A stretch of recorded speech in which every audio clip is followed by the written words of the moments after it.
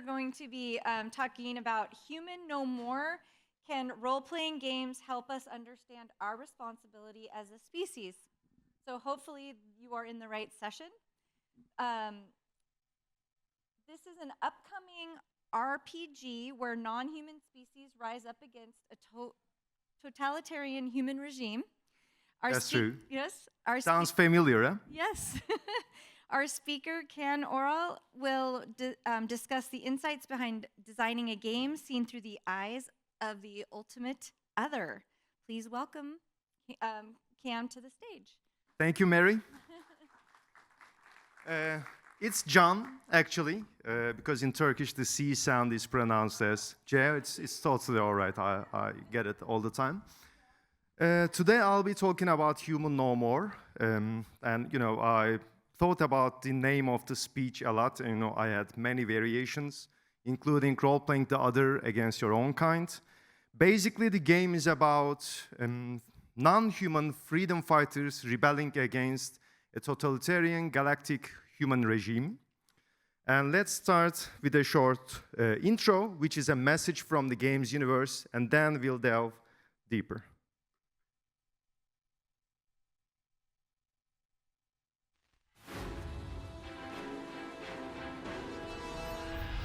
To all esteemed humans of the apartheid space, proud thou art to carry the pure human genome within your cells.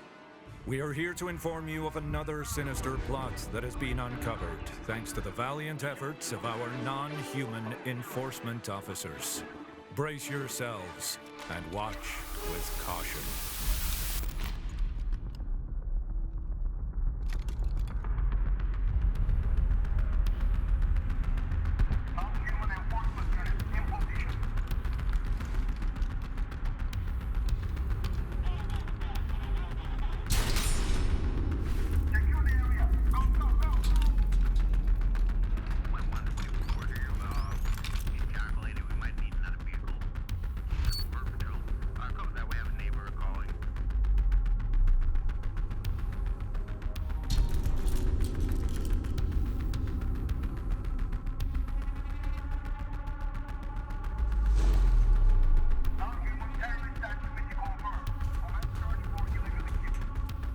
That's my voice, by the way.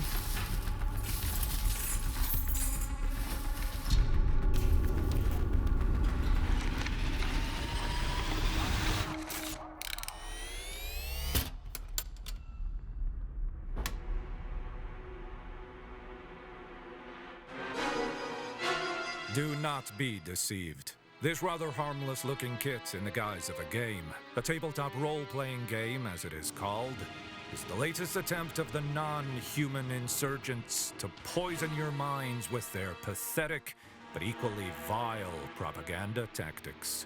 This game, Human No More, dangerously romanticizes the acts of the non-human terrorist organization that bears the same name.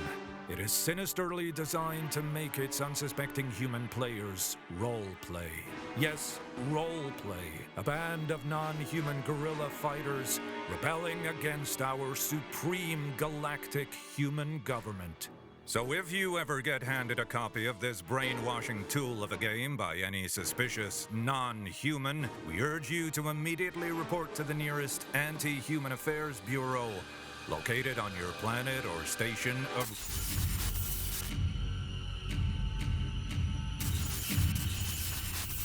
This transmission has been hijacked by the Human No More resistance. Role players of all species, we are here to deliver the truth that has been kept from you. Human No More depicts the rightful battle for non-human revolution against a tyranny that is the human apartheid regime. Are you familiar with Homo sapiens entertainment like D&D and XCOM? H&M is where they collide. Get together with like-minded individuals, create your own non-human fighting force, and see the resistance life for yourselves. You can be a deep-sea labor mutant turned special forces today. Or an alien hybrid psyops with anarchistic tendencies. A heavy arms tribal Neanderthal. Adding the backgrounds, subclasses, subspecies, the possible combinations and associated team compositions are incalculable. H&M lets you see this grim universe through our eyes. Or sensors. Speaking of battle, you'll be using our actual gorilla.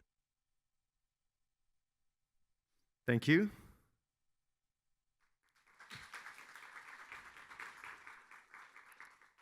If we have some time, we can continue, but I will give you some details about the game anyway. As you see, like all the players of this game, they depict a non-human, but we will delve into like what that means. Before that, who am I? I'm Can Oral. If you intend to look up my name on Google in English, do it at your own discretion. But as I said before, it is Can Raul for you, creative director of Cultic Games, an Istanbul-based video game company. This is actually our very first TTRPG. But our first game, Stygian Reign of the Old Ones, it was a Lovecraftian game which was exploring themes like horror, loss, and madness in a like devastated 1920s United States. Arkham, the fictional city of Lovecraft.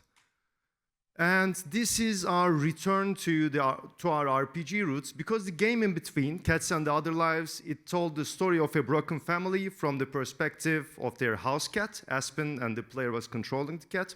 They're all on Steam. If you want, like, you can give them a try. Cats is also on Switch, Xbox, you name it. I've been teaching game design for almost a decade now in Turkey, in the very first game design department in Bahçeşehir University.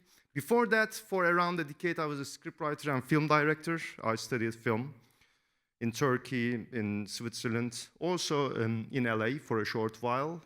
And I was and still a metal punk drummer. And you know, I'm not ashamed of my roots. Okay, so like, how did the idea came to life? Actually, as I said before, I'm a video game developer, but I started this journey, of course, with tabletop, because it was cheaper, it only required me and my imagination, and like when I first discovered D&D, and I quickly jumped into like Vampire the Masquerade, of course, Call of Cthulhu, and you know, I started working on my own systems while I was 15, 16. Is there anybody in the room like who haven't played a TTRPG before, or like don't have any idea about the concept? Okay, of course, like it is some kind of and please help me for the ones who have experienced it before. It is like some kind of a like communal, collective drama that you play with your friends.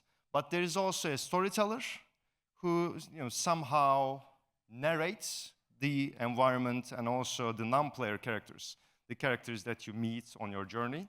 It is a great game, like with the right people, it is maybe the best gaming experience ever. With not so great people, I'm not sure what, I know, you all have some, you know, bad experiences about it, and I'll come to that with Human No More as well. So it started as a hobby project because like we were going through as a company some kind of a difficult time. I was trying to, you know, finance an Unreal Engine game. I was in San Francisco, like in GDC, you know, having a lot of meetings with no avail, with no fruition, etc. And, you know, I've seen like a contest, a TTRPG contest. And, you know, I found it as, you know, some kind of a nice hobby, like a side project that would make me focus on something else, just for fun, instead of, you know, constantly thinking about, you know, finance, you know, how will I look after my team, etc. And I started it. And then, in time, of course, it became deeper and deeper. And then I understood that, you know, it really resonated with me and the team. So we said we should do it.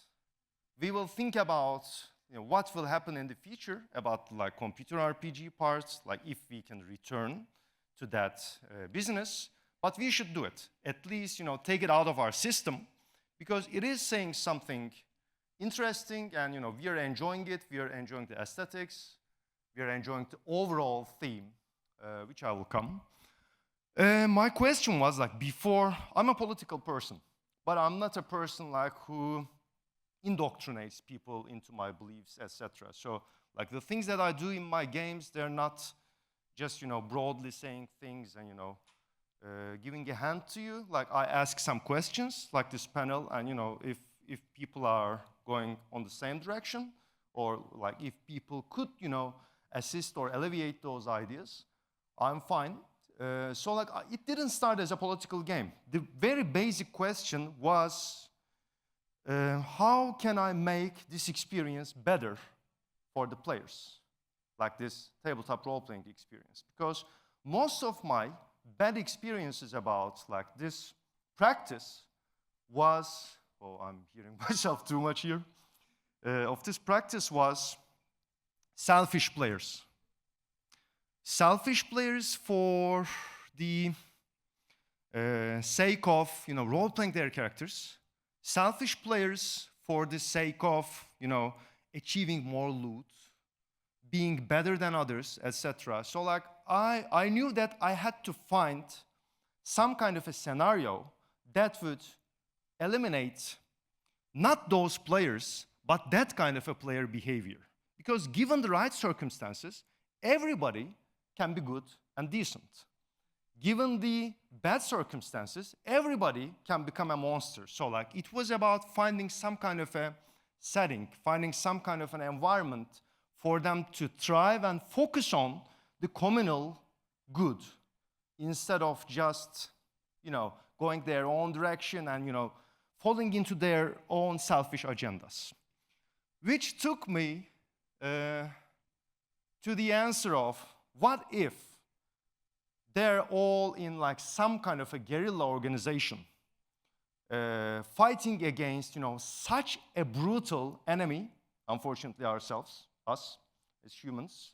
So they would put out their differences and focus on what's ahead, but without sacrificing the role-playing depth and like the human quality of a role-playing game.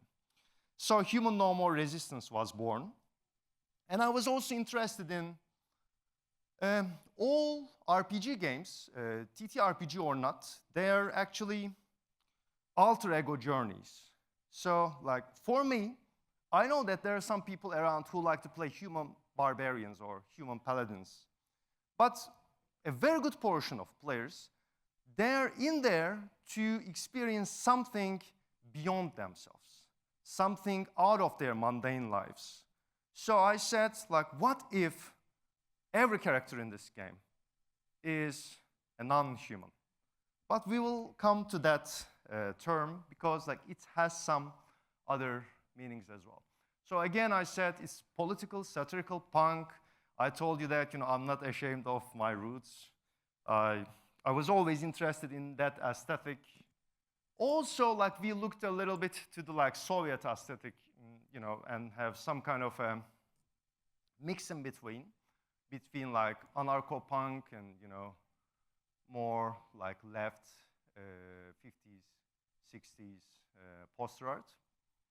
And of course, I believe even the most out of ordinary fantasy should be rooted in some kind of a reality if you want that world to be consistent and immersive.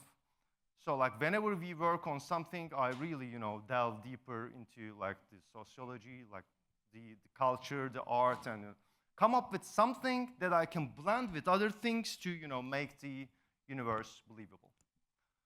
So how did we execute it? Non-human. Are they really non-human? Because we are talking about Neanderthals, which were resurrected by the previous human government. We are talking about androids. We are talking about labor mutants who were created to execute just one task for the human military-industrial complex.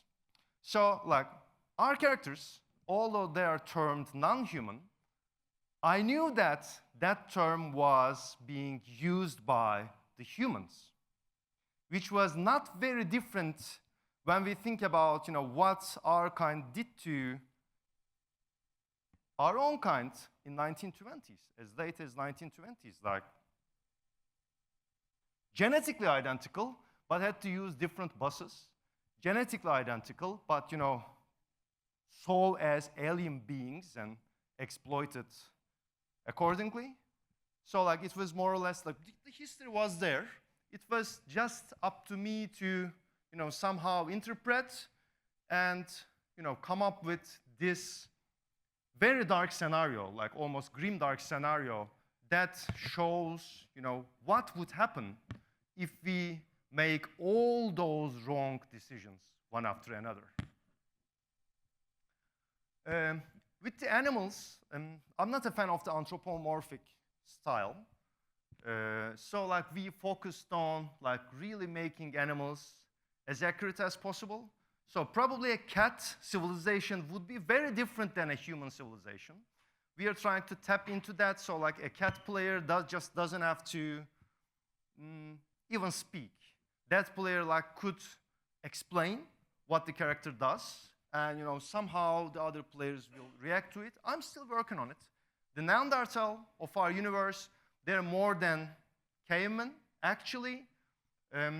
Like they're being known for their engineering skills, and a good portion of them adapted to the cities, and they came up with some of the technologies that are prevalent in the human space today. So like each of those species like meant something for us to discover another aspect of the culture of our world, the human bias. Throughout the marketing of our game, we have realized something.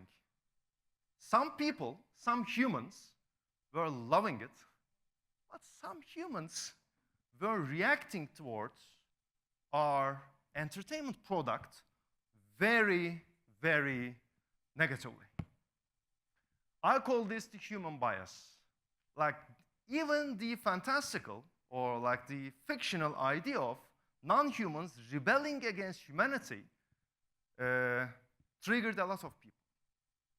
So while like we were venturing in the fictional area, I have come to realize that, okay, like the human apartheid, it's there.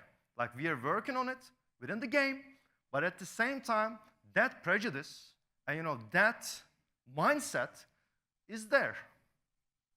On the marketing side, on the emails that we get. And I somehow felt that we are going to the right direction because I never wanted to do something derivative. I never wanted to do something that is, at ease with everyone. But it was interesting because like most of them were Warhammer 40K and those kinds of players, and like they were very short of the grimdark's irony because like 40K, for those like who are interested, who knows about the universe, it is almost satirical.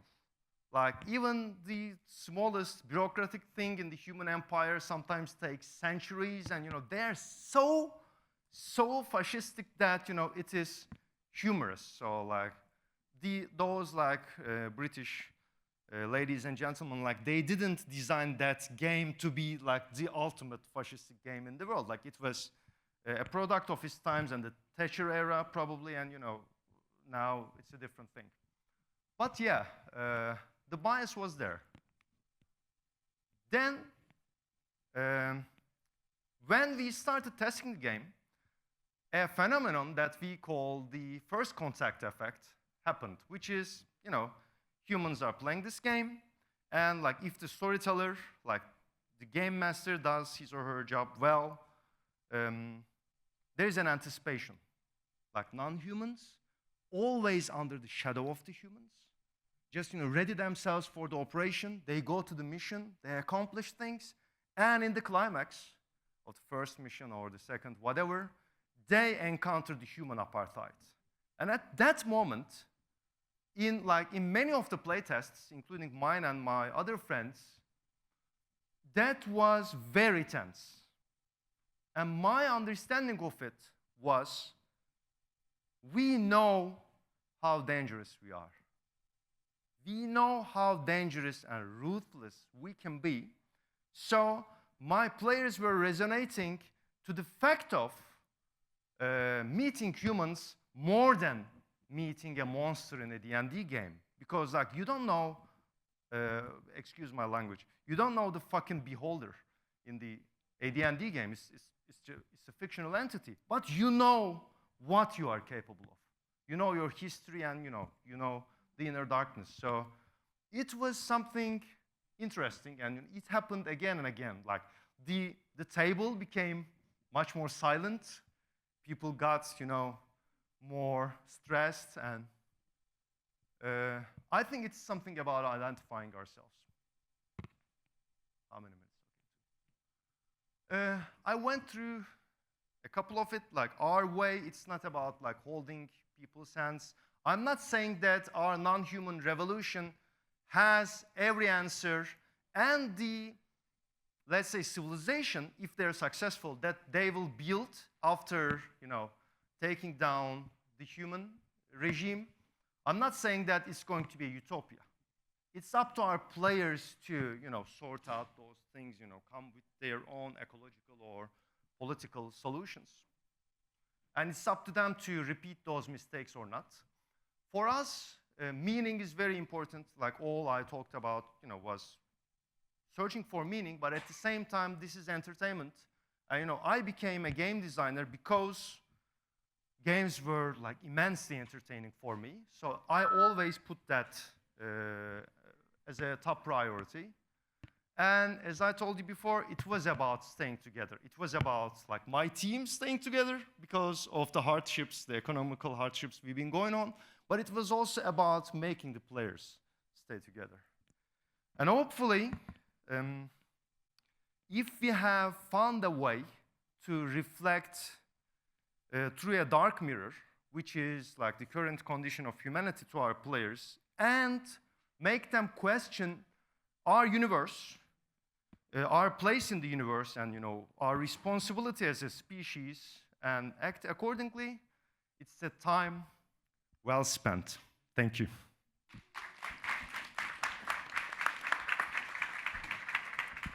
If anybody has any questions, we got around 5 seconds. Yes, sir.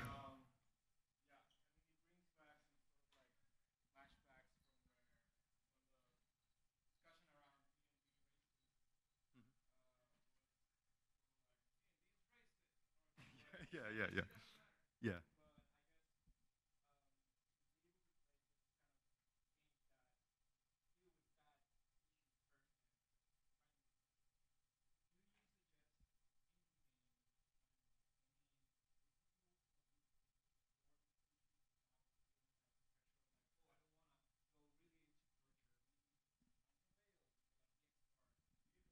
Very good question. Very good question. I mean, you have to consider the sensitivities of your audience in like 2026, and like in our Discord, like we got a lot of questions. Also, like people stressed a lot of things like those. I think like it's a separate case in each one, in each of those questions, because at the same time, like you want that universe to be dark, and like you want that universe to, convey like some of those negative emotions to, show the darker side of things. But at the same time, like you should make that space as enjoyable and, as safe as for your audience. So it is something we are constantly working on. But, I believe the only way to sort this out is through dialogue. For example, in the video, you might heard something like tribal Neanderthal. It has been changed into ancestral because of our community. When I think about it, it's a much, much better term. But yeah, this is one side of it that I'm trying to constantly solve through communication. But another side of it, like the artist side of it, also, would like to somehow delve into those, you know, sensitive material because like the ore of meaning is sometimes there. So it is a tricky balancing situation. Thanks a lot. Thank you.